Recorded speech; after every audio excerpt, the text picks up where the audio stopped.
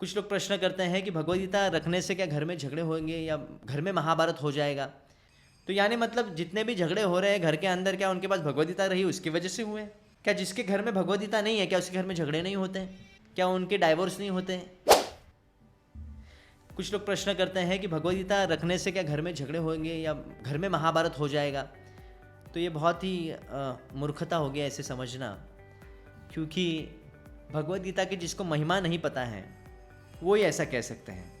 तो यानी मतलब जितने भी झगड़े हो रहे हैं घर के अंदर, क्या उनके पास भगवद गीता रही उसकी वजह से हुए? क्या जिसके घर में भगवद गीता नहीं है क्या उसके घर में झगड़े नहीं होते हैं? क्या उनके डाइवोर्स नहीं होते हैं? क्या उनके घर में कुछ अनबन नहीं होती? ऐसा तो नहीं है।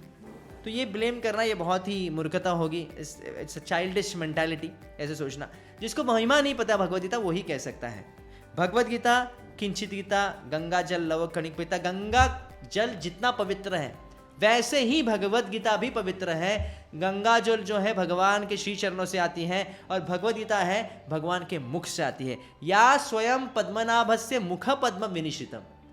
तो अगर इम्पार्शियल बने, गंगा में स्नान करने से कई सालों के बाद व्यक्ति पवित्र हो सकता है या प्यूरिफाइड हो सकता है और उसे सिद्धि प्राप्त कर सकता है। पर भगवद गीता एक बार सुनने मात्र से यमराज उसकी चर्चा करना छोड़ देता है। क्रिएतन तस यमेन चर्चा। भगवद गीता पढ़ने से व्यक्ति की पूरी चरित्र, व्यक्ति का पूरा चेतना बदल सकती है, कॉन्शियसनेस बदल सकता है। इतना मंगलमय भगवद गीता, क्योंकि भगवान क्या है? मंगलमय है। मंगलम भगवान विष्णु मंगलम गरुड़ध्वज। भगवान विष्णु अथवा कृष्ण मंगलमय है तो भगवान जो कहेंगे वो भी जीव के मंगल के लिए ही होगा।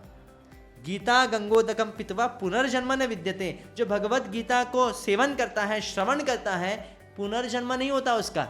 फिर से इस संसार में आके बुढ़ापा, रोग, जन्म, मृत्यु को उसको झेलने की आवश्यकता नहीं है। वो भगवान कृष्ण के धाम में जा सकता है सिर्फ भगवद गीता सुन के, पढ़ के और पालन करके।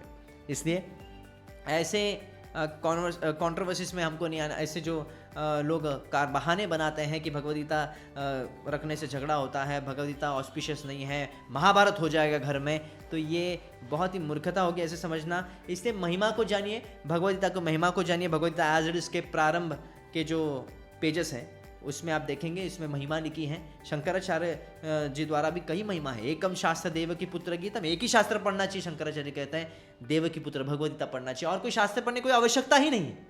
तो भगवद गीता की महिमा को जानिए और इसको पढ़िए, प्रामाणिकता से पढ़िए और अपना जीवन सार्थक कीजिए। हरे कृष्णा।